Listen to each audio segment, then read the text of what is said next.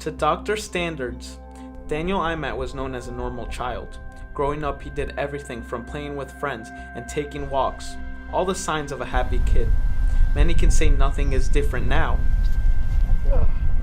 Imat does the same thing now that he is 20. Only he knows what truly happened though.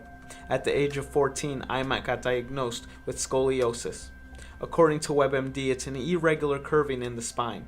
Everything seemed normal until in December of 2010, doctors saw no other option than a very intense surgery known as posterior spinal fusion.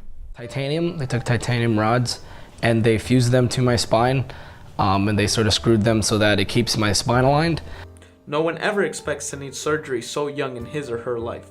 As time passes, the body both changes and ages. For Imat, it happened way too soon. He explains the reason surgery was a must at that moment in time. It was advancing too rapidly, where if over the next, I think they said 5 to 10 years, the way that you develop through time, it was getting to a point where it wasn't beginning to just simply curve, it was beginning to sort of go outward like a spiral staircase. So if it started to get to that point, it would have affected my organs and it would have affected this whole really big thing. Having surgery is no one's goal. Imat had options in order to repair his spine, but in the end, the best decision was going under the knife.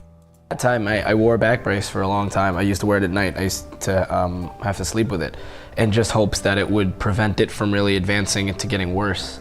You know, it was either try to wait and hope it gets better, or just let it, do it, and then, it'll be better probably in the future if you just get it done and get it over with. And so that's ultimately what I ended up doing. The bravest person can be affected by being told they are not healthy. Surgery is both scary and dangerous as it is. But when the spine is involved, it adds more fear because paralysis is in the back of the mind. Days leading up, and he said, I'm not gonna lie, we have to tell you what could happen. And, worst case scenario, the spine is a very delicate thing. God forbid, something can happen. You may, people have been known to wake up and they'll be blind for a short period of time, or, some of them end up paralyzed from the waist down, which is, of course, great news you want to hear after trying to get your surgery done. But he said that's very rare, though, but you have to be aware of that. So it's a big risk. Waking up, knowing that survival was the outcome is a good feeling. Once the initial happiness ends, Imat felt what had been done to him. Even though the surgery was done to fix his spine, there are many steps that proceeded afterwards. Wake up and move was extremely difficult. Mobility couldn't be done from the get-go. I was bedridden for a very long time. I was in the hospital for, I believe, 2 to 3 days afterward just to sort of check up and try to do physical therapy to be able to walk again. Many of Imat's friends have a first-hand experience as to how his back affects him. Alex Valerio explains what Imat goes through to try to be a normal college student. When I see him wake up in the morning, I can tell that he struggles a little bit. And his back, he just looks like he's stiff from being in place, for the whole night. I feel bad. I can definitely understand. Granted, his surgery was real bad. The rod going in his back definitely affects him. It's not until years after a surgery that a person feels the best and everything starts to feel back to normal.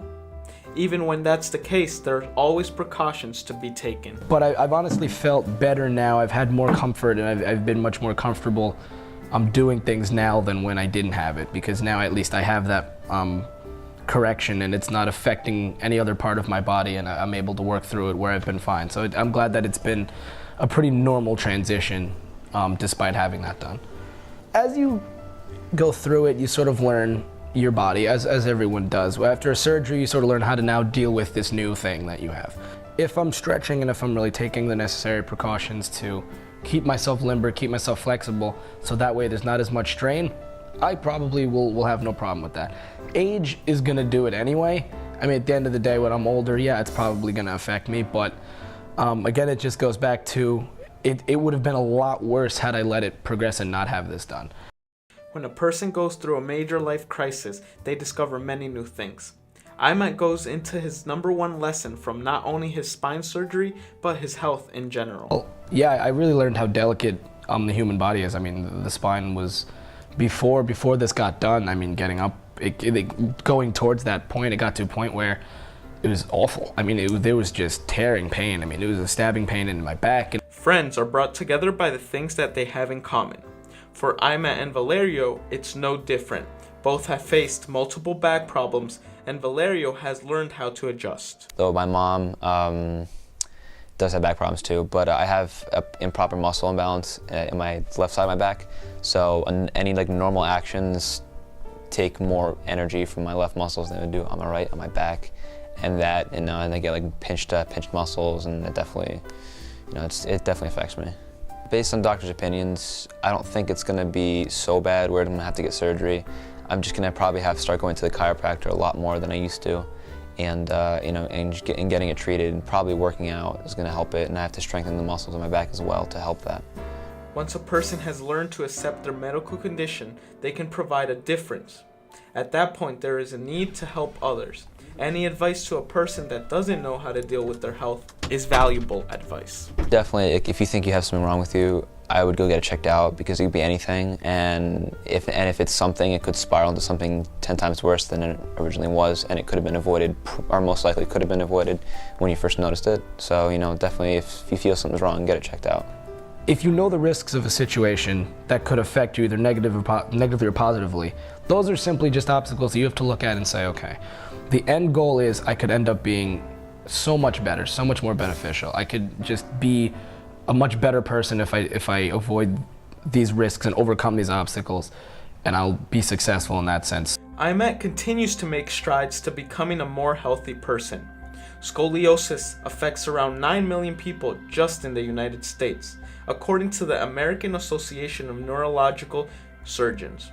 For more information on scoliosis or to find out how to help out, visit srs.org.